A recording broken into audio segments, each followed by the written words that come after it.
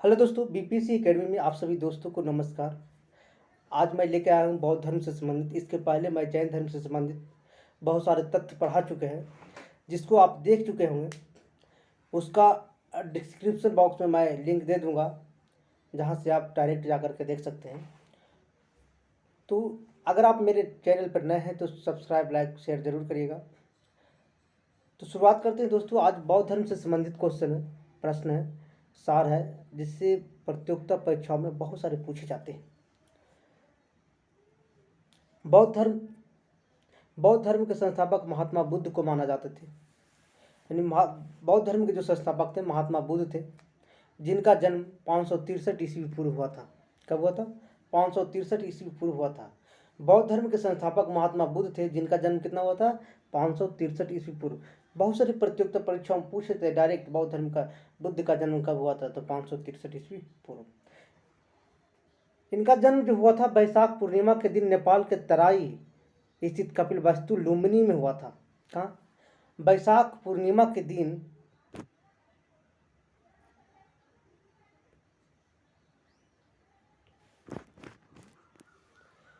इनका जन्म हुआ था बैसाख पूर्णिमा के दिन नेपाल के तराई स्थित कपिलवस्तु के लुम्बिनी में हुआ था। नेपाल के तराई जो कहते हैं, पहाड़ उस निचले का जो हिस्सा होता है दोस्तों, उसी को तराई कहा जाता है। जहाँ पे एक छोटा सा गांव कपिलवस्तु के लुम्बिनी में हुआ था। उनका जिसका आधुनिक नाम रुमनदेई है। आज का वर्तमान नाम नेपाल में क्या है? रुमनदेई। इन्हें बचपन का नाम था सिद्धार्थ। पूछता है कि महात्मा बुद्ध के बचपन का क्या नाम था? तो सिद्धार्थ। याद रखिएगा, महात्मा बुद्ध के बचपन का क्या नाम था? सिद्धार्थ। इनके पिता शुद्धोधन शाक गणराज्य के प्रधान थे।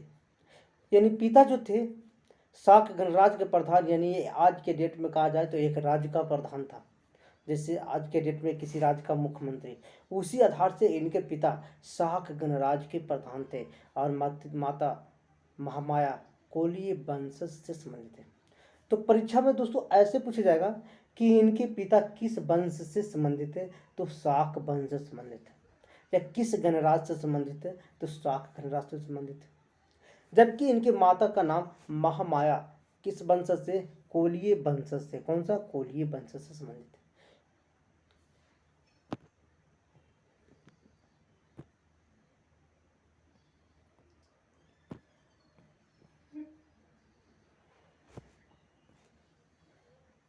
इनके पिता शुद्धोधन शाक गणराज्य के प्रधान थे, जबकि माता महामाया कोलीय वंशज थी। कौन सा? कोलीय वंशज थे। इनके मौसी सौतेली माँ प्रजापति गौतमी थी। इनकी मौसी क्या था? मौसी का नाम था सौतेली थी, जो प्रजापति गौतमी थे। कौन थे? प्रजापति गौतमी। सिद्धार्थ के जन्म के 7वें दिन उनकी माता महामाया की मृत्यु हो गई। माता की मृत्यु के बाद सिद्धार्थ लालन पालन उनके मौसी प्रजापति गौतमी ने किया। यानी कहने का मतलब है दोस्तों कि सिद्धार्थ को अपनी जो माता थे, उनकी जन्म के 7वें दिन वो उनका मृत्यु हो चुका था। और उनका मौसी सौतेली माँ के रूप में, जिनका नाम था प्रजापति गौतमी, उन्हीं ने इसका लालन पालन किया। कौन किया? इनका प्रजापति गौतमी सौतेली माँ ने इनका लालन पालन किया। सिद्धार्थ के जन्म के 7वें दिन उनकी माता महामाया के मृत्यु हो गया। माने सिद्धार्थ के जो माता थे उनकी नाम था महामाया। उनके 7वें दिन यानी बुद्ध के 7वें दिन के बाद उनकी मृत्यु हो गया। लालन पालन कौन के? मौसी प्रजापति गौतमी ने किए। ठीक है दोस्तों, वीडियो को लास्ट तक बने रहिएगा। 16 वर्ष की अवस्था में सिद्धार्थ का विवाह यशोधरा, जिसको बिंबा, से हुआ। यानी 16 वर्ष की अवस्था में सिद्धार्थ को विवाह यशोधरा से हो गया, जिससे 28 वर्ष की अवस्था में एक पुत्र का जन्म लिया, जिसका नाम था राहुल। यानी इनको पर बहुत सारे ब्राह्मण अलग अलग भविष्यवाणी कहते कि सिद्धार्थ एक बड़ा चक्रवर्ती राजा निकलेगा या एक बड़ा सबसे बड़ा भिखारी निकलेगा। लेकिन इसी को देखते हुए शुद्धोधन, इनके पिताजी, 16 वर्ष की अवस्था में इनको शादी कर दिया यशोधरा से। किससे? यशोधरा से। और 28 वर्ष होते होते उनका अवस्था में एक पुत्र का जन्म हुआ जिसका नाम था राहुल। राहुल का अर्थ होता है एक और बंधन। क्या होता है? राहुल का अर्थ होता है एक और बंधन। राहुल का क्या अर्थ होता है? एक और बंधन। याद रखिएगा, प्रतियोगिता परीक्षाओं में सीधे सीधे पूछा जाता है कि सिद्धार्थ के पुत्र का नाम था राहुल, उनके राहुल का अर्थ क्या होता है? सिद्धार्थ का पुत्र का नाम था राहुल, राहुल का क्या अर्थ होता है? तो एक और बंधन। बचपन से सिद्धार्थ का ध्यान आध्यात्मिक चिंतन की ओर था, यानी सिद्धार्थ का बचपन से ध्यान सबसे ज्यादा अध्यात्म की ओर जाता था। बचपन से ध्यान किसकी ओर जाता था? आध्यात्मिक चिंतन की ओर जाता था। उनके जीवन की दशा को 4 घटनाओं ने परिवर्तित कर दिया। इन्हीं वो जब जब सिद्धार्थ ध्यान मग्न होते थे तो अध्यात्म में सबसे ज्यादा वो दीन देते थे, ज्यादा समय देते थे। जब सैर करने के लिए निकले तो उन्होंने 4 गो दृश्य देखा था। वही 4 दृश्य उनके जीवन को, हृदय को परिवर्तित कर दिया। जीवन में 4 दृश्य देखे थे, उनके जीवन को, हृदय को क्या कर दिया? परिवर्तित कर दिया। तो पूछता प्रतियोगिता परीक्षाओं में दोस्तों कि सिद्धार्थ कितने वर्ष की अवस्था में उनकी शादी हुआ, विवाह हुआ? तो 16 वर्ष की अवस्था में। उनके पुत्र हुआ था 28 वर्ष की अवस्था में। उन पुत्र का नाम था राहुल। राहुल का अर्थ होता है एक और बंधन। बचपन से सिद्धार्थ किस ओर ध्यान आकर्षित करता? तो आध्यात्मिक ओर करते थे। उनकी कौन सी घटना के कारण वो हृदय परिवर्तन हो गया और आध्यात्मिक ओर ध्यान देता था? तो 4 घटना जो देखे थे उसके कारण उनका हृदय परिवर्तित हो गया, और हृदय परिवर्तित होने के बाद वो आध्यात्मिक ओर ज्यादा झुकते चला गया। अब 4 घटनाएं कौन कौन है जो दोस्तों हम देखते हैं।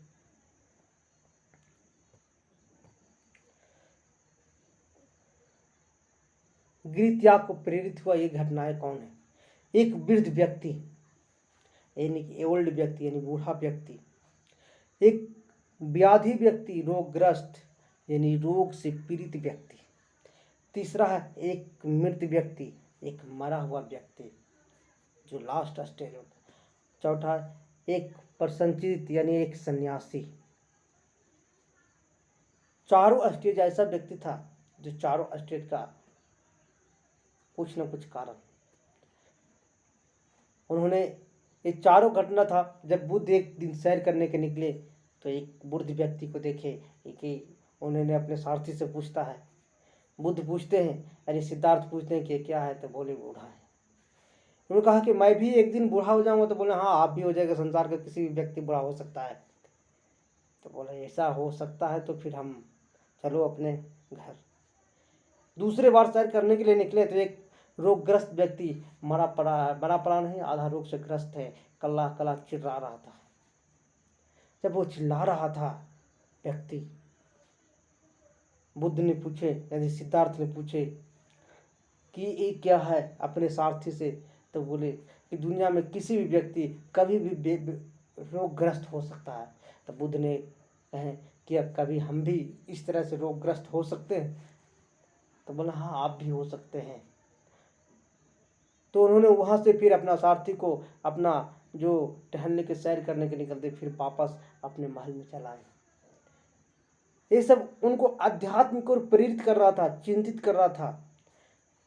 जब तीसरी बार उन्होंने टहलने के लिए निकले, सैर पर निकले, तो एक मृत व्यक्ति जा रहा था और राम नाम सत्यो करके जा रहा था। बुद्ध ने सारथी से पूछते हैं कि ये व्यक्ति जा रहा है, कहाँ जा रहा है? तो बोले कि दुनिया, सारथी बोलता है कि दुनिया में कोई भी व्यक्ति आया है एक दिन इसी नाम से वो जाता है। बोला ये मर गया? बुद्ध ने पूछा मैं भी मर जाऊंगा एक दिन? तो बोला हाँ, आप भी मर जाएंगे। जब ये बात सुनकर बुद्ध बोले वाह, दुनिया परेशानियों से झेल रहा है। फिर अपने महल की ओर जब लौट जाते हैं, उसके बाद चौथा दृश्य देखते हैं कि एक सन्यासी कमंडल लिए हुए जंगल में इधर से उधर फिर जा रहा है। बुद्ध ने अपने सारथी के साथ से पूछते ये कौन है? बोले कि इसका न माँ का ठीका, न बाप का ठीका, न पिता, न भाई माई, कोई का किसी का चिंता नहीं है। ये अपने जीवन का एक अनुरूप ढाल दिया है, ये भगवान की शरण में चला गया है, ये किसी का चिंता नहीं करेगा। सन्यास से भगवान का जहाँ मिलेगा सांझ वही बिहान, जहाँ खाएगा वहीं भगवान का सेवा ही करेगा। बुद्ध ने सोचा इससे बड़ा और क्या कुछ हो सकता है, इससे बड़ा दुनिया में कुछ नहीं हो सकता है। इसलिए बुद्ध ने, सिद्धार्थ ने, बुद्ध तो अभी कहलाए नहीं है, 29 वर्ष की अवस्था में वैशाख पूर्णिमा के दिन गृह त्याग कर घर को, रात में पत्नी को सोए हुए, बच्चे के साथ सोए हुए घोड़े पर बैठ करके बुद्ध वहां से निकल चुके। इसी घटना को महाविनाशी कर्मण कहा जाता है। जो घर को त्याग दिए, इसी घटना को बौद्ध धर्म में महाविनिष्ट कर्मण कहा जाता है। लेकिन जब बुद्ध घर त्याग दिए थे, पत्नी को छोड़ करके, बच्चे को छोड़ करके, सारा मोह माया त्याग दिए थे संसारिक ज्ञान को प्राप्त करने के लिए। गृह त्याग के पश्चात सर्वप्रथम बुद्ध वैशाली पहुंचे, यानी घर को छोड़े और वैशाली सबसे पहले पहुंचे। कहाँ पहुंचे? वैशाली।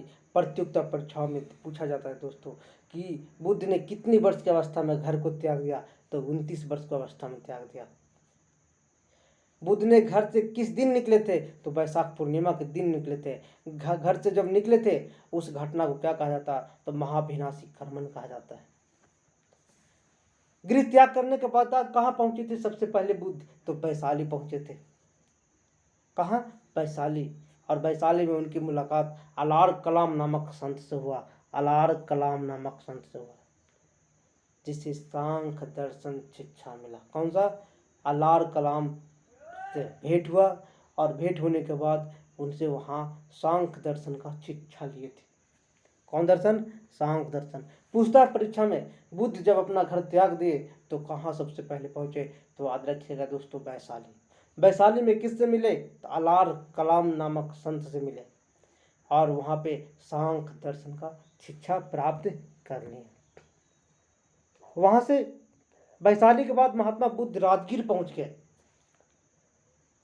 वैशाली के बाद महात्मा बुद्ध कहाँ पहुँचे? राजगीर। उनकी मुलाकात रुद्रक रामपुत्र से हुआ। वैशाली में अलार कलाम नामक संत से हुआ था, लेकिन वहाँ जब सांख्य दर्शन को शिक्षा प्राप्त कर लिए, सांख्य दर्शन को शिक्षा प्राप्त करने के बाद जब राजगीर पहुँचे तो उनकी मुलाकात रुद्रक राम पुत्र से हुआ, और इनसे भी कुछ शिक्षा ग्रहण किए, जिसे योग दर्शन की शिक्षा प्राप्त हुआ। क्या?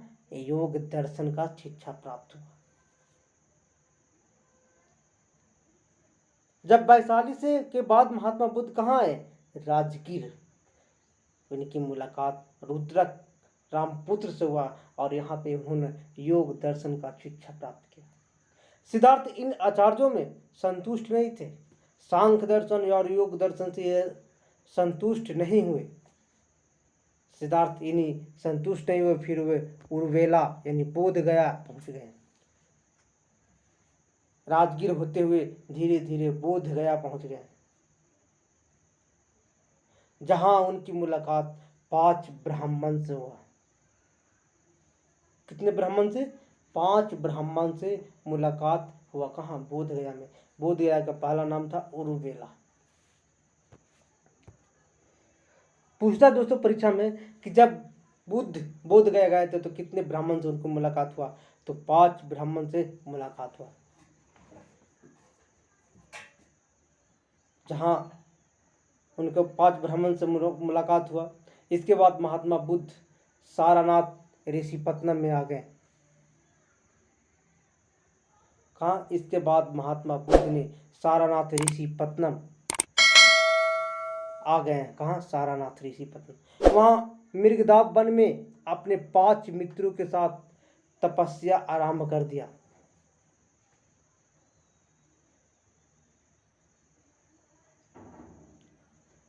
याद रखिएगा दोस्तों, इसके बाद महात्मा बुद्ध यानी बोध गया आए थे। 5 ब्राह्मण उनको मिला था, लेकिन उन्होंने वहां से महात्मा बुद्ध ने सारनाथ चले गए, जहाँ ऋषिपत्तनम आ गए। और वहाँ एक वन का नाम है मृग वन, मृगदाब वन। कौन सा वन? मृगदाब वन। मृगदाब वन में 5 मित्रों के साथ उन्होंने तपस्या शुरू कर दिया। तपस्या के 6ठे वर्ष अंतिम समय में जब 6 वर्ष तपस्या हो चुका था दोस्तों, तो सुजाता नाम का वन कन्या से बात को सुनकर महात्मा बुद्ध सारानाथ छोड़कर बोध गया आ गए। यानी वन में कन्या जो थी सुजाता, उनकी बातों से अवहेलना हुआ, उन्हें ठेस पहुंचा उन्हें, और वहां छोड़ करके बुद्ध ने 6ठे वर्ष कहाँ चलाए, फिर वो बोध गया ही आ गए। और वहां महाबोधि वृक्ष पीपल के पेड़ के नीचे निरंजना नदी के फाल्गु नदी के किनारे सुनकर महात्मा बुद्ध सारानाथ छोड़कर कहाँ आ गए, बोध गया। और बोध गया में महाबोधि वृक्ष जो पीपल का पेड़ है के नीचे निरंजना नदी यानी फाल्गु के किनारे तपस्या पर बैठ गए। आज भी वो फाल्गु नदी है दोस्तों, जो निरंजना नदी के पहले पूर्व नाम था। वहां पे पीपल वृक्ष के नीचे तपस्या पर बैठ गए और 7वें सप्ताह यानी 7 सप्ताह भी नहीं हुआ, अंतिम दिन 49 दिन उन्हें ज्ञान की प्राप्ति हो गया। ज्ञान प्राप्ति के पश्चात वो सिद्धार्थ से महात्मा बुद्ध बन गए। यानी 5 वर्ष तक के उन्होंने ऋषिपत्तनम में तपस्या किए और 6ठे वर्ष वन कन्या सुजाता की बातों पर छोड़ छाड़ करके बोध गया पुनः रिटर्न हुए और महाबोधि वृक्ष जो आज पीपल का वृक्ष है वहाँ पे बैठ करके निरंजना नदी के किनारे वो तपस्या में बैठ गए। तपस्या में बैठने के बाद वो 7वें सप्ताह यानी 49वें दिन ज्ञान की प्राप्ति हुआ। ज्ञान की प्राप्ति होने के बाद महात्मा बुद्ध बन गए। क्या बन गए, महात्मा बुद्ध बन गए। बहुत साहित्य में सिद्धार्थ को ज्ञान प्राप्ति को संबोधि कहा गया। पूछता है बार बार क्वेश्चन दोस्तों कि बौद्ध ग्रंथों में महात्मा बुद्ध के ज्ञान को क्या कहा गया, संबोधि कहा गया। तो आज देखिएगा दोस्तों, किसके कहने पर ऋषिपत्तनम यानी सारानाथ से बुद्ध फिर पुनः बोध गया आए थे, तो सुजाता के कहने पर आए थे। बोध गया में कितने दिन तक तपस्या किए थे, तो 49 दिन तक तपस्या किए थे। 5 वर्ष तपस्या ऋषिपत्तनम में ही किए थे।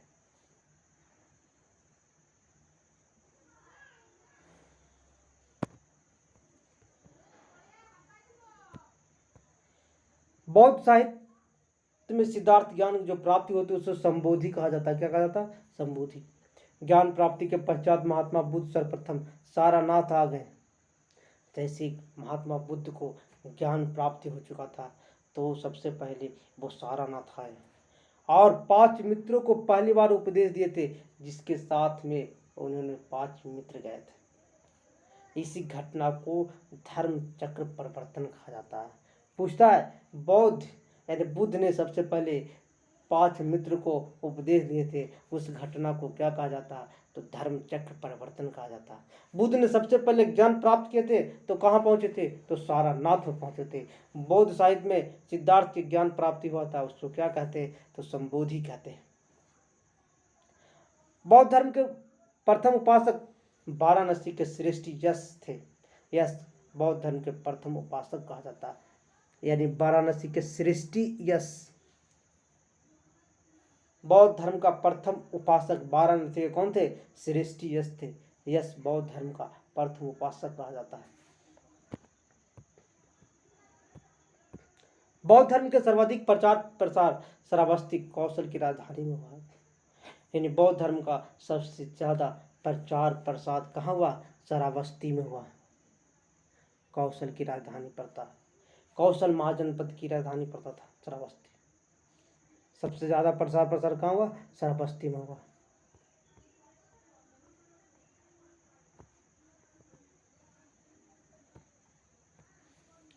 कौशल के राजा प्रसेनजित ने पूरे परिवार सहित बौद्ध धर्म को स्वीकार कर लिया। याद रखिएगा दोस्तों, कौशल के राजा प्रसेनजित कौन, कौशल के राजा पूरे परिवार के साथ बौद्ध धर्म स्वीकार कर लिया और बौद्ध भिक्षु को बिहार में दान दे दिया। बिहार दान में दे दिया। यानी बौद्ध भिक्षुओं को पूर्वाराम में बिहार दान में दे दिया। प्रसेनजित ने बिहार को दान में दे दिया। श्रावस्ती में ही अंगुलीमाल डाकू को महात्मा बुद्ध ने शीश बनाया था। कहाँ? श्रावस्ती में ही अंगुलीमाल डाकू को महात्मा बुद्ध ने उसे शीश बनाया था। महात्मा बुद्ध और अंगुलीमाल डाकू का सबसे लंबी कहानी है दोस्तों। आप अगर 5 या 6 क्लास में पढ़े होंगे तो मिला होगा पढ़ने को। भ्रमण करते हुए महात्मा बुद्ध कपिलवस्तु पहुंचे। कहाँ? जहां उनका अपना वास्तविक घर था। भ्रमण करते हुए महात्मा बुद्ध कपिलवस्तु पहुंचे। वह अपने पिता एवं भाइयों के बौद्ध धर्म को शिक्षा दी।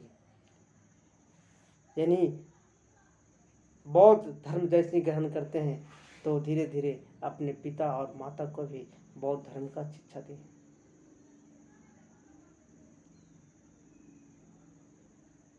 पूछता, कौशल के राजा प्रसेनजीत ने पूरे परिवार सहित बौद्ध धर्म को अपनाया था और बिहार को पूरे बौद्ध धर्म के लिए दान में भी दे दिया था।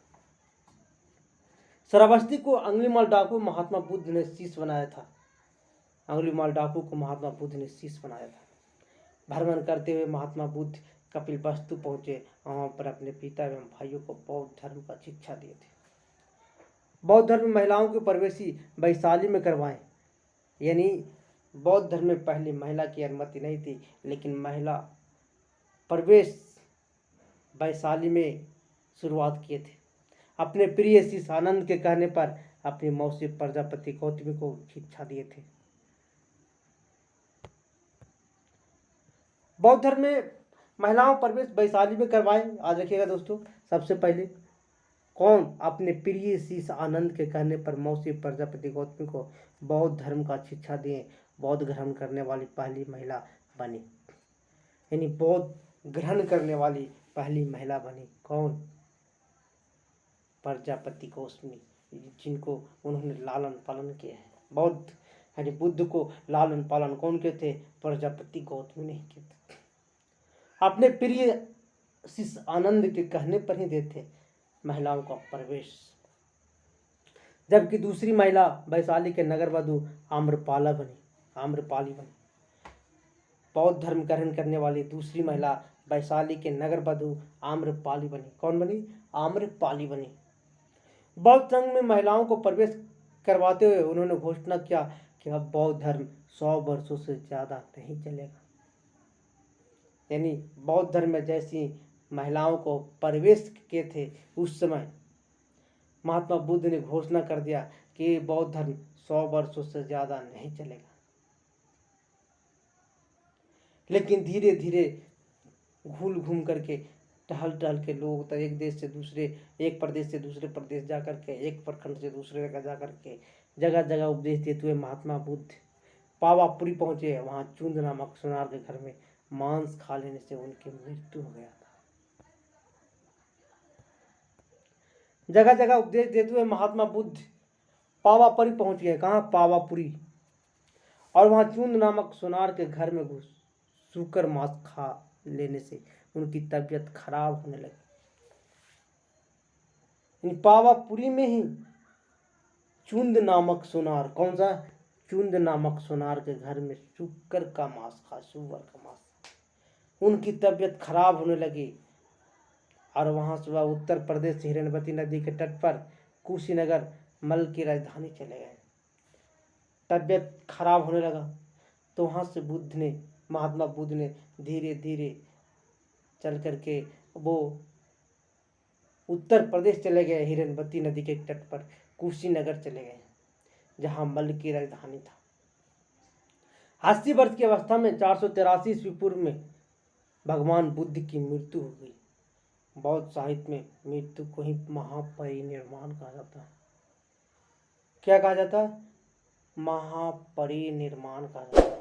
यानी 80 वर्ष की अवस्था में 483 ईस्वी में भगवान बुद्ध की मृत्यु हो गई।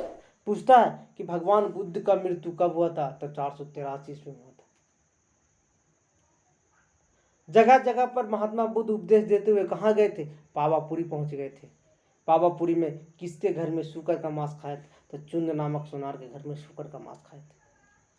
जैसे चुंद नामक सुनार के घर में मांस खाए तो तबीयत उनकी खराब होते चले गई और वहां से धीरे धीरे पैदल अब उत्तर प्रदेश चले गए।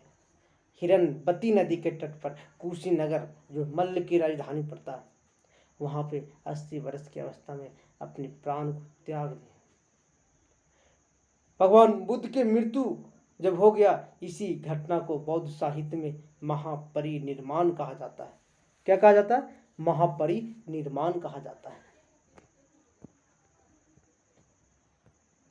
कुशीनगर की पहचान वर्तमान देवरिया जिले के कस्या नामक स्थान से की गई, यानी देवरिया जिले के कस्या नामक स्थान से कुशीनगर का पहचान किया गया। मृत्यु के पूर्व कुशीनगर के सुभद्र उनके अंतिम उपदेश दिया था। कुशीनगर के परिव्राजक सुभद्रा को, यानी मृत्यु के पूर्व अंतिम उपदेश परिव्राजक सुभद्रा को दिए थे। कौन? महात्मा बुद्ध। परिव्राजक सुभद्रा पूछता है कि मृत्यु के उपरांत महात्मा बुद्ध ने किसको उपदेश दिया था? तो परिव्राजक सुभद्रा को उपदेश दिए थे। किसको? परिव्राजक सुभद्रा को उपदेश दिए थे। याद रखिए दोस्तों। मृत्यु के पश्चात उनके अस्थि कलश 8 भाग में बांट दिया गया, जिससे अलग अलग स्थानों पर दफनाया गया। यानी मृत्यु हो गया, उनके अस्थि कलश को 8 भागों में बांट दिया। पूछता है कि भगवान के महात्मा बुद्ध की मृत्यु के बाद अस्थि कलश को कितने भागों में बांटा गया? तो 8 भागों में बांटा गया। कितने भागों में बांटा गया? 8 भागों में बांटा गया। और 8 भागों में तो बांटा ही गया, लेकिन 8 भागों में बांट करके 8 अलग अलग स्थानों पर उनको दफन किया गया, जिसे अष्टम महास्थान कहा जाता है। महात्मा बुद्ध सारनाथ में जो अपना पहला धर्मोपदेश दिए थे, वहाँ 4 आर्य सत्य है। इन चारों सत्य को बौद्ध धर्म में उत्पाद कहा गया। यानी सबसे पहले वो दिए थे उपदेश महात्मा बुद्ध सारनाथ में 4 वाक्य बोले थे। संसार दुखमय है, संसार दुखमय है, दुख से भरा पड़ा है। प्रत्येक दुख का कोई न कोई कारण होता है। दूसरा कहते कि प्रत्येक दुख का कोई न कोई कारण होता है। प्रत्येक दुख का एक कारण, यानी तृष्णा, इच्छा या दुख निरोधक। कहने का मतलब है तीसरा, प्रत्येक दुख का एक कारण होता है, जिससे तृष्णा प्राप्त करने की इच्छा हमको जाहिर है। इच्छा को अपने काबू में किया जा सकता है। बुद्ध ने कहते कि इच्छा को अपने बस या काबू में किया जा सकता है।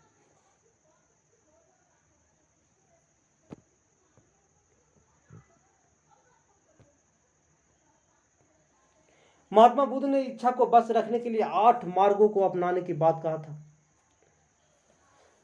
महात्मा बुद्ध कहते कि अगर कोई मनुष्य अपनी इच्छा को अपने बस में रखना चाहता है तो 8 मार्ग अपना सकता है, जिसे अष्टांगिक मार्ग कहा जाता है। बौद्ध धर्म में क्या कहा जाता है? अष्टांगिक मार्ग कहा जाता है। बौद्ध धर्म में क्या कहा जाता है? अष्टांगिक मार्ग कहा जाता है। बौद्ध धर्म में क्या कहा जाता है? अष्टांगिक मार्ग कहा जाता है। बौद्ध धर्म में अष्टांगिक मार्ग निम्नलिखित है। देखते हैं कौन कौन है। सम्यक दृष्टि और सम्यक संकल्प, जिसको प्रज्ञा के अंतर्गत रखा गया है। सम्यक दृष्टि, सम्यक संकल्प, सम्यक वाणी, सम्यक कर्म, सम्यक व्यायाम, सम्यक स्मृति,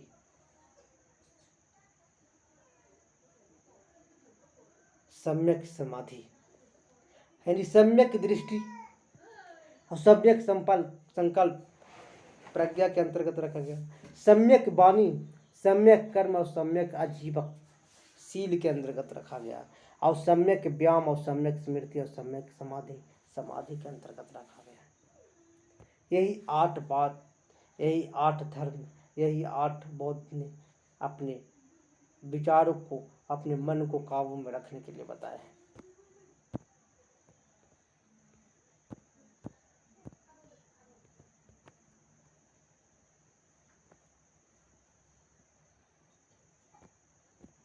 बुद्ध ने अपने 3 मूल सिद्धांत प्रज्ञा, शील और समाधि में सबसे अधिक शील पर ध्यान दिया। बुद्ध ने अपने तीनों मूल सिद्धांत जो था प्रज्ञा, शील और समाधि में, तीन जो दिए थे, प्रज्ञा, शील और समाधि, सबसे अधिक जोर शील पर ध्यान दिया। किस पर? सबसे अधिक शील पर ध्यान दिया। उनके अनुसार नैतिक आचरण और सदाचार पूर्ण जीवन द्वारा ही निर्वाह को प्राप्त किया जा सकता है। कहते कि आपका नैतिक आचरण होना चाहिए, सदाचार पूर्ण जीवन होना चाहिए, जिसके आधार पर आप जीवन को निर्वाह कर सकते हैं अच्छी प्रक्रिया से। महात्मा बुद्ध अपनी आत्मा को, अस्तित्व को अस्वीकार कर दिया, साथ ही वे ईश्वर में विश्वास नहीं करते थे। माने महात्मा बुद्ध आत्मा के अस्तित्व को अस्वीकार कर दिया और ईश्वर में विश्वास नहीं करते थे। महात्मा बुद्ध अनात्मावादी एवं अनिश्वरवादी थे, लेकिन उन्होंने पूर्ण जन्म में अपनी आस्था व्यक्त किया। यानी कहने का मतलब है कि महात्मा बुद्ध आत्मा को अस्वीकार कर दिया, ईश्वर में कभी विश्वास नहीं रखते थे। महात्मा बुद्ध अनात्मावादी एवं अनिश्वरवादी थे। पूछता है कि महात्मा बुद्ध कैसे थे? तो अनिश्वरवादी थे। इन्हें पूर्ण जन्म पर पूरा भरोसा था, अपनी आस्था व्यक्त किया था, पूर्ण जन्म का मुख्य कारण बताए थे। उन्होंने इच्छा तृष्ण को बताया, बोला अगर पूर्ण जन्म में इच्छा रखा होगा तो अगले जन्म में मिलेगा, अगले जन्म में रखा होगा तो अगले जन्म में मिलेगा। महात्मा बुद्ध ने सारनाथ में जहां उन्होंने प्रथम धर्म उपदेश दिया था, वहीं पर संघ की स्थापना उन्होंने किया था। याद रखिएगा दोस्तों, महात्मा बुद्ध सबसे पहले सारनाथ में प्रथम उपदेश दिया था। कहाँ? सारनाथ में दिया था। वहीं पे एक संघ का स्थापना किया था। उस संघ में सभी जाति के लोग शामिल हो सकते थे। बौद्ध संघ में सभी जाति के लोग प्रवेश दिया जाता था। मातंग, चंडाल, उपाली, सुनीति क्षुद्र जाति के थे जिन्हें संघ में प्रवेश प्राप्त था। माने किसी प्रकार का जाति का भेद विभाव नहीं था, सभी जाति के लोग उस संघ में शामिल हो सकते थे। कहाँ बनाए थे? महात्मा बुद्ध ने सबसे पहले वो संघ बनाए थे सारनाथ में, जहाँ सबसे पहले अपना धर्म उपदेश दिए थे। महात्मा बुद्ध ने कहते कि अगर किसी व्यक्ति को पूर्व जन्म में किसी प्रकार का इच्छा होगा तो अगले जन्म में वो ले सकता है अपनी इच्छा को पूर्ति करने के लिए। अगर वो पूर्ति हो गया तो इसका मतलब है वो मोक्ष प्राप्ति कर लेगा।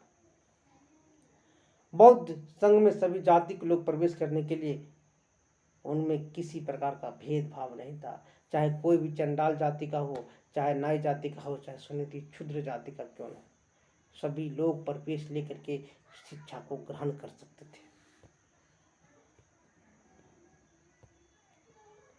बौद्ध संघ में प्रवेश के लोगों को प्रवेश वर्जित था। दास लोगों को प्रवेश नहीं देते। जो कर्ज लिया हुआ था ऋणी, उसको प्रवेश नहीं देते।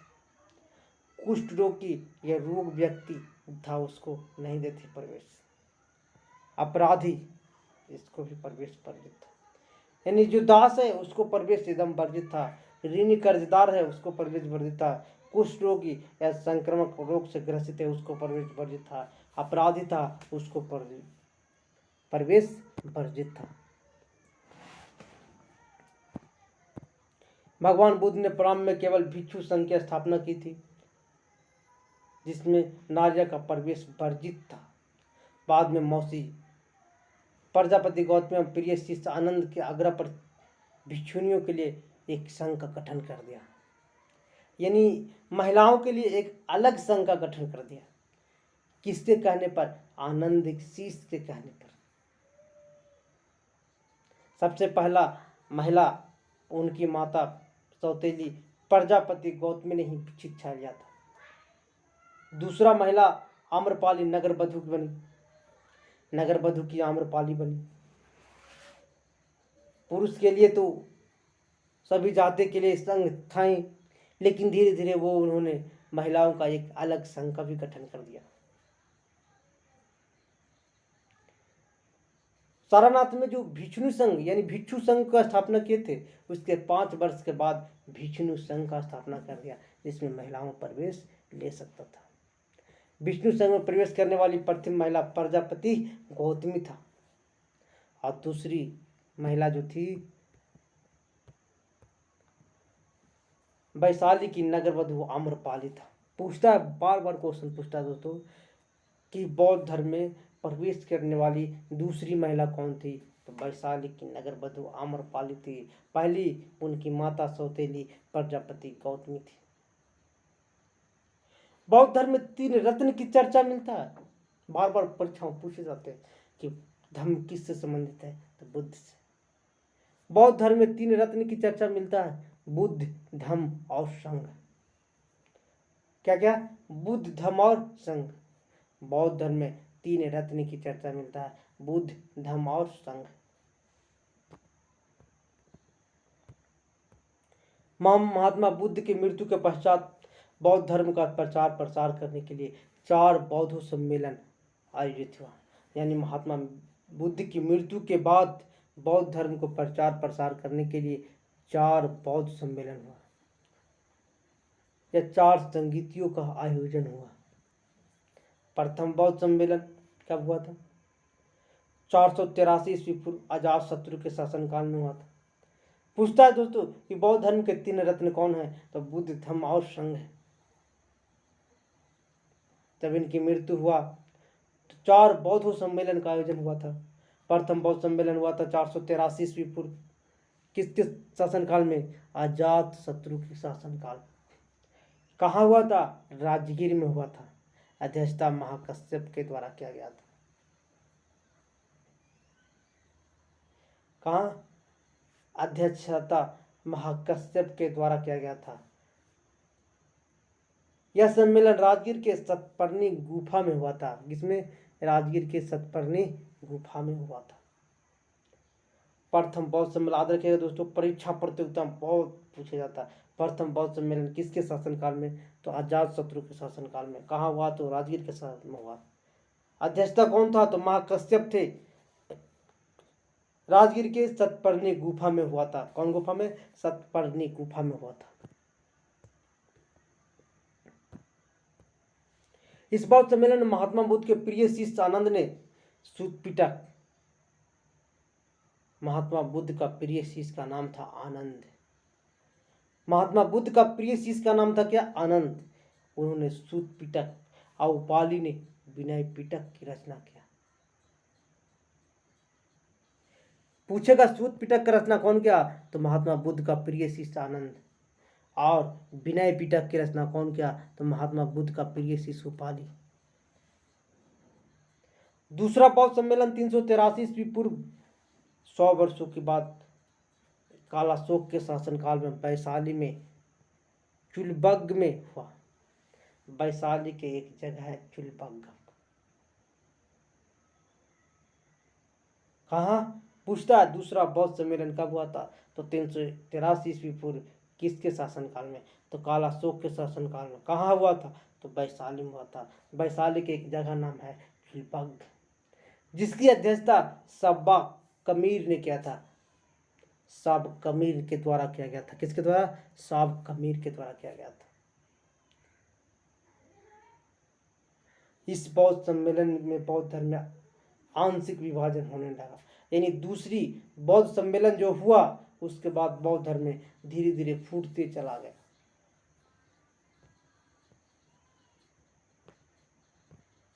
इस बौद्ध सम्मेलन में बौद्ध धर्म आंशिक विभाजन होने लगा। बौद्ध संघ एक स्थान पर रहकर प्रचार करते करते महासंघिका कहा गया। यानी एक स्थान पर प्रचार जो करता था महासंघिका गया। जो घूम घूम कर बौद्ध धर्म का प्रचार करता था उसे स्थाविरावादी कहा जाता था। पूछता दोस्तों कि बौद्ध धर्म जो एक जगह पर प्रचार करता था उसे महासंघ कहा जाता था, लेकिन जो घूम घूम कर प्रचार करता था स्थाविरावादी कहा जाता था। स्थाविरावादी। तीसरा बौद्ध सम्मेलन हुआ 250 ईसा पूर्व पाटलिपुत्र अशोक के शासनकाल में। तीसरा बौद्ध सम्मेलन कब हुआ? 250 ईसा पूर्व पाटलिपुत्र में अशोक के शासनकाल में हुआ। किसके शासनकाल में? अशोक के शासनकाल में।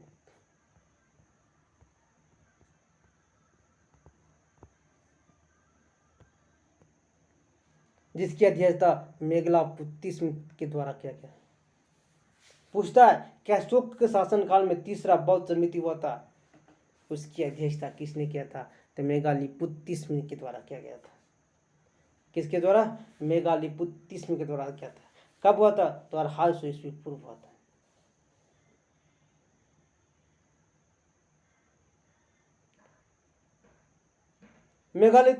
मेगालिपुत्तिस्म ने बौद्ध धर्म के तीसरा पिटक अभिधम्म पिटक या कथा वैथु की रचना किया गया था।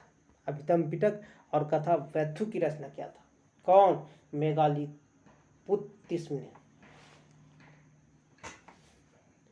पहला आनंद कौन किया था? शुद्ध पिटक का रचना। विनय पिटक का उपालि किया था। तीसरा मेगालिपुत्तिस्म किया था किसका? अभिधम्म पिटक की रचना। कथा व्ययु की रचना किया था। अब आते चतुर्थ बौद्ध सम्मेलन प्रथम शताब्दी ईस्वी में कनिष्क के शासनकाल में कश्मीर के कुंडल वन में किया गया। चतुर्थ बौद्ध सम्मेलन दोस्तों 100 ईस्वी में हुआ। किसके शासनकाल में? कनिष्क के शासनकाल में कश्मीर के कुंडल वन में किया गया। यहाँ एकमात्र सम्मेलन था जिसकी अध्यक्षता उपाध्यक्ष की भी व्यवस्था किया गया था। पूछता है कि बौद्ध धर्म के कौन से सम्मेलन में उपाध्यक्ष का व्यवस्था किया गया? तो चौथे बौद्ध सम्मेलन का आयोजन किया गया। चौथे बौद्ध सम्मेलन में उपाध्यक्ष की व्यवस्था किया गया। एक अध्यक्ष के साथ साथ उपाध्यक्ष की व्यवस्था की गई। अध्यक्ष के पद पर वसुमित्र थे और उपाध्यक्ष के पद पर अश्वघोष की नियुक्ति किया गया। चतुर्थ बौद्ध सम्मेलन कब हुआ था? तो ईस्वी पूछेगा तो 100 ईस्वी। किसके शासनकाल में? तो कनिष्क के शासनकाल में। कहाँ हुआ? तो कश्मीर के कुंडल वन में हुआ था। यही एकमात्र बौद्ध सम्मेलन था जहां पे एक उपाध्यक्ष और एक अध्यक्ष पद की व्यवस्था किया गया था। अध्यक्ष पद का ग्रहण किए थे वसुमित्र और उपाध्यक्ष पद का ग्रहण किए थे अश्वघोष ने।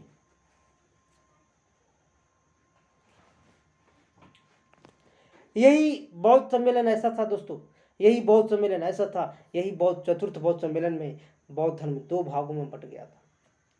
बौद्ध धर्म 2 भागों में बट गया था, जिसमें एक हिनायन और दूसरा महायान संप्रदाय कहलाने लगा। एक हिनायन और दूसरा महायान संप्रदाय कहलाने लगा। बौद्ध सम्मेलन में बौद्ध धर्म पूरी तरह से 2 भागों में बट गया। किस सम्मेलन में? चतुर्थ बौद्ध सम्मेलन में। इसमें एक हिनायन और दूसरी महायान कहलाने लगा। एक हिनायन और दूसरी महायान कहलाने लगा। हिनायन रूढ़िवादी प्रकृति के थे, बुद्ध को महापुरुष मानते थे। हिनायन धर्म जो मानते थे रूढ़िवादी प्रकृति के थे, बुद्ध को महापुरुष मानते थे। लेकिन महायान के जो थे सुधारवादी प्रकृति के थे।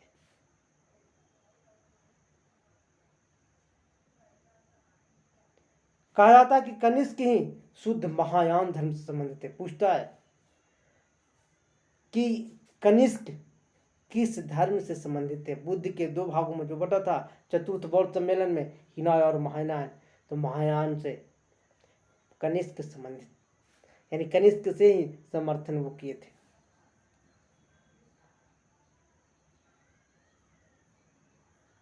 बाद में महायान शाखा जो था दोस्तों 6ठी से 8वीं शताब्दी जाते जाते एक बार पुनः फिर विभाजन हुआ, जहां जन इसको ब्रजान शाखा का उद्भव हुआ।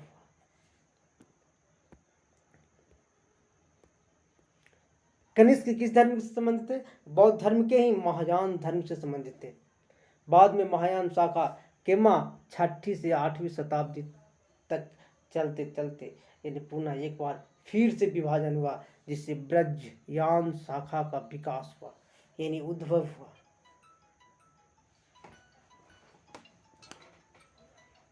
कौन शाखा? ब्रजयान शाखा का उद्भव हुआ। ब्रजयान शाखा को मानने वाले तंत्र मंत्र में ज्यादा विश्वास करते थे। याद रखिएगा दोस्तों, ब्रजयान शाखा को मानने वाले तंत्र मंत्र में ज्यादा विश्वास करते थे। और वह एक महिला जो महात्मा बुद्ध की पत्नी मानकर वह पूजा करने लगा। एक महिला, वह एक तारा एक महिला थी जो महात्मा बुद्ध की पत्नी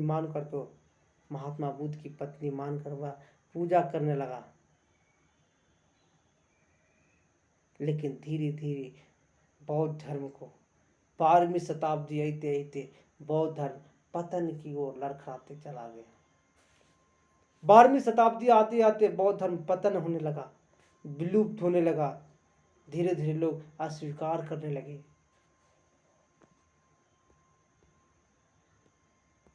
बौद्ध धर्म के पतन में सबसे बड़ा कारण था मुस्लिम आक्रमण को बताया गया। बौद्ध धर्म का पतन का सबसे बड़ा कारण कौन था? मुस्लिम आक्रमण।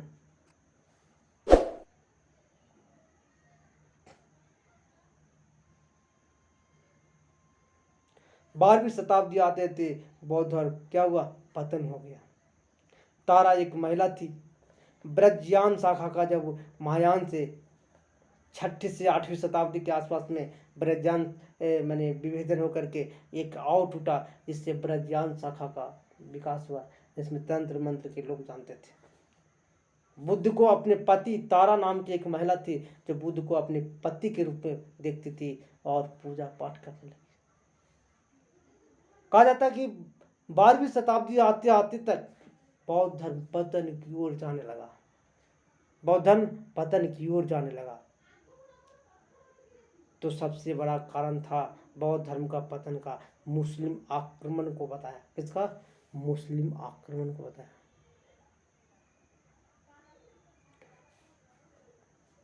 पूछता है कि बौद्ध धर्म का पतन का कारण क्या है? तो मुस्लिम आक्रमण। कब अब बौद्ध धर्म पतन की ओर जाने लगा? तो 12वीं शताब्दी की ओर जाने लगा। महायान किस शाखा में टूटा? तो ब्रजयान शाखा में टूटा। ब्रजयान शाखा के लोग किस चीज को मानते थे? तो जादू टोना भूत प्रेत को मानते थे। चतुर्थ बौद्ध सम्मेलन की अध्यक्षता महाविवाह सूत्र नामक पुस्तक की रचना किया था। जो विश्वकोश का, उस बौद्ध धर्म का विश्वकोश कहा जाता है। चतुर्थ बौद्ध सम्मेलन के जो अध्यक्ष थे वसुमित्र, उन्होंने महाविभास सूत्र नामक पुस्तक का रचना किया। कौन? महाविभास सूत्र नामक पुस्तक का रचना किया। चतुर्थ बौद्ध सम्मेलन के अध्यक्ष कौन थे? वसुमित्र थे, जिन्होंने महाविभास सूत्र का नामक पुस्तक की रचना किया। बौद्ध धर्म का वो विश्वकोश कहलाया आगे जाकर के।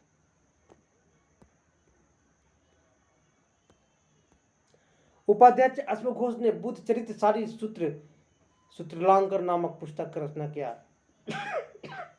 पूछता दोस्तों, चतुर्थ बौद्ध सम्मेलन में अध्यक्ष और उपाध्यक्ष का जो पद विकसित किया गया था, उसमें उपाध्यक्ष के जो पद थे अश्वघोष ने लिया था। उन्होंने बुद्ध चरित्र, सूत्र प्रकरण एवं सूत्रलंकार नामक पुस्तक की रचना किया। कौन कौन?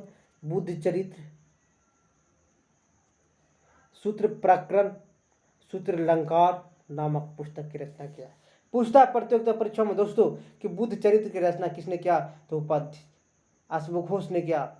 सूत्र प्रकरण की रचना किसने किया? तो अश्वघोष ने किया। सूत्रलांकर की रचना किसने किया? तो अश्वघोष ने किया। चतुर्थ बौद्ध सम्मेलन के जो अध्यक्ष थे वसुमित्र, कौन थे? वसुमित्र। उन्हें महाविभास सूत्र नामक पुस्तक का रचना किया। कौन था? महाविभास सूत्र नामक पुस्तक की रचना किया, जिससे बौद्ध धर्म में विश्वकोश कहा जाता है। बौद्ध धर्म का विश्वकोश किसे कहा जाता है? महाविभास सूत्र को कहा जाता है।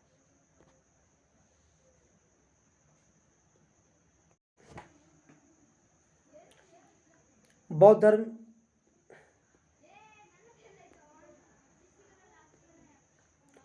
धर्म से संबंधित पुस्तकों की रचना अधिकांशतः पाली भाषा में किया गया। पूछता है कि बौद्ध धर्म से जितनी सारी पुस्तक रचना किया गया किस भाषा में किया गया? तो याद रखिएगा, पाली भाषा में किया गया। बुद्ध भी पाली भाषा में ही उपदेश देते थे। पूछता है कि महात्मा बुद्ध किस भाषा में उपदेश देते थे? तो पाली भाषा में ही उपदेश देते थे। बाद में हिनायन और महायान पुनः विभाजन हुआ था। बाद में हिनायन और महायान किस सम्मेलन में, चौथी बौद्ध सम्मेलन में हिनायन और महायान विभाजन हुआ था। महायान भी आगे जाकर के 6वीं से 8वीं शताब्दी तक 2 भागों में बटा था। ब्रजयान शाखा में बटा, जो जादू टोना भूत प्रेत के विश्वास करते थे। हिनायन वैभाषिक एवं सैद्धांतिक विभाजित हुआ। इन्हें हिनायन विभाजित हो गया था, वैभाषिक और सौत्रांतिक विभाजित हुआ था। किसमें, वैभाषिक और सौत्रांतिक। महायान शाखा जो विभाजित हुआ था, शून्यवाद एवं विज्ञानवाद में विभाजित हुआ था। किसमें, महायान शाखा किसमें विभाजित हुआ, शून्यवाद एवं विज्ञान में विभाजित हुआ। पूछता है कि महायान किस में विभाजित हुआ, तो शून्यवाद एवं विज्ञानवाद में विभाजित हुआ था। शून्यवाद के जनक नागार्जुन थे। पूछता है दोस्तों कि शून्यवाद के जनक कौन है, तो नागार्जुन है। इन्हें भारत का आइंस्टीन कहा जाता है। इन्होंने अपनी रचना माध्यमिक सूत्र में सापेक्षता का सिद्धांत की चर्चा किया है। बाद में आइंस्टीन नामक विद्वान ने इसे सिद्ध किया था। शून्यवाद के जनक कौन है, नागार्जुन। आइंस्टीन, इन्हें भारत का आइंस्टीन कहा जाता है। अपनी रचना माध्यमिक सूत्र में सापेक्षता का सिद्धांत सबसे पहले दे चुके थे दोस्तों। बाद में आइंस्टीन नामक विद्वान ने इसको सिद्ध किया था।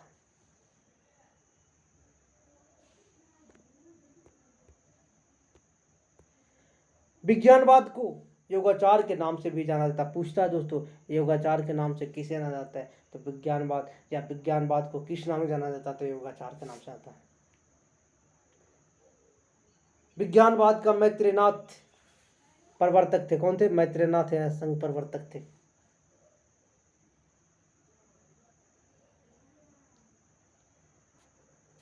पूछता है दोस्तों, विज्ञानवाद के प्रवर्तक कौन थे, तो मैत्रेयनाथ, जिसको योगाचार के नाम से भी जाना जाता है। पूछता है परीक्षा में। कुमारगुप्त प्रथम नालंदा विश्वविद्यालय की स्थापना की थी। महायान शाखा से शिक्षा दिए जाते, यानी महायान शाखा का शिक्षा दिया जाता था। कहाँ, नालंदा विश्वविद्यालय में। किस शाखा का शिक्षा दिया जाता था, महायान शाखा का शिक्षा दिया जाता था।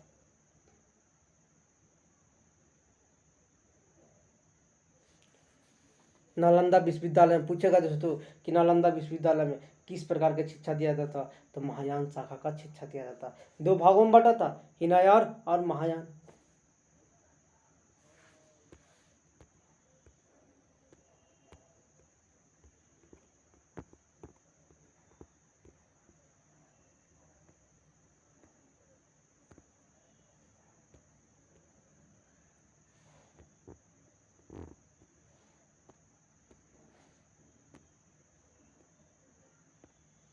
पाल वंश के संस्थापक गोपाल ने बिहार शरीफ में औदंतपुरी विश्वविद्यालय का गठन किया।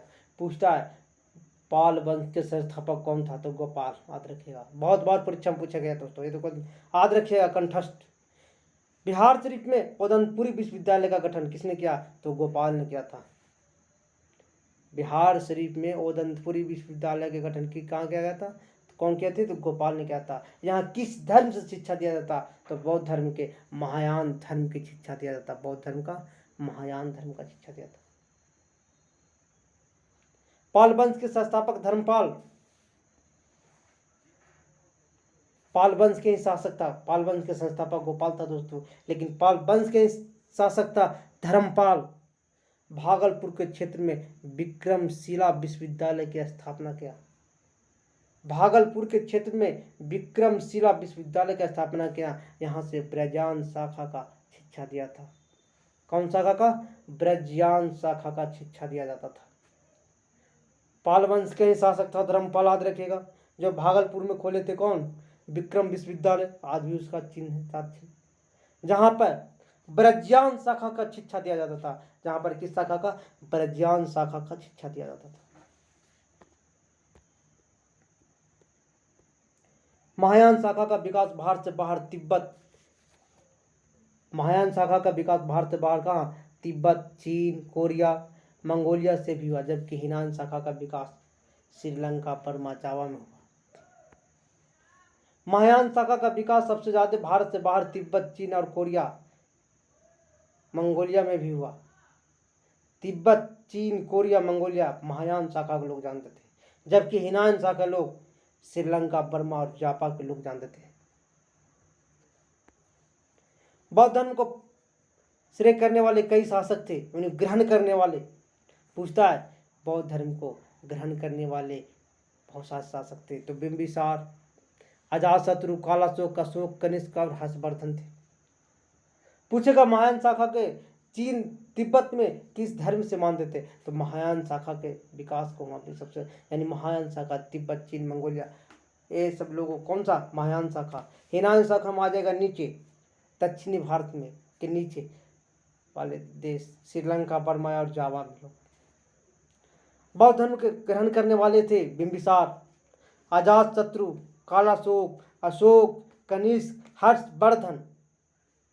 यानी बौद्ध धर्म को प्राप्त करने वाले ज्ञान बिंबिसार थे दोस्तों, अशोक थे, कालाशोक थे, कनिष्क था, हर्षवर्धन था।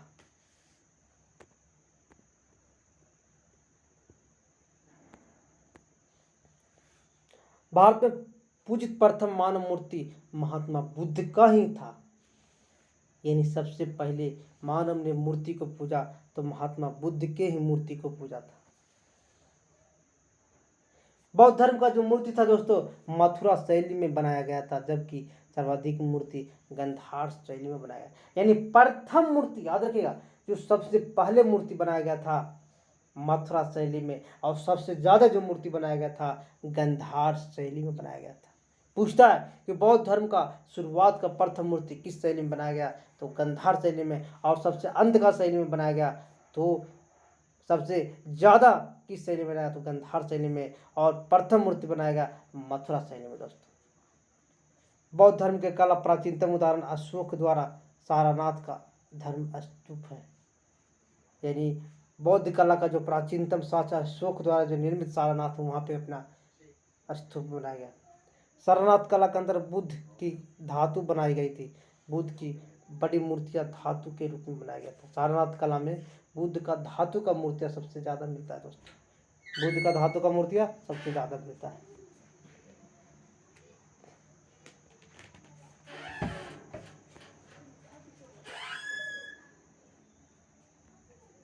बौद्ध चित्रकला का सर्वाधिक सुंदर उदाहरण है महाराष्ट्र के औरंगाबाद जिले अजंता का गुफा।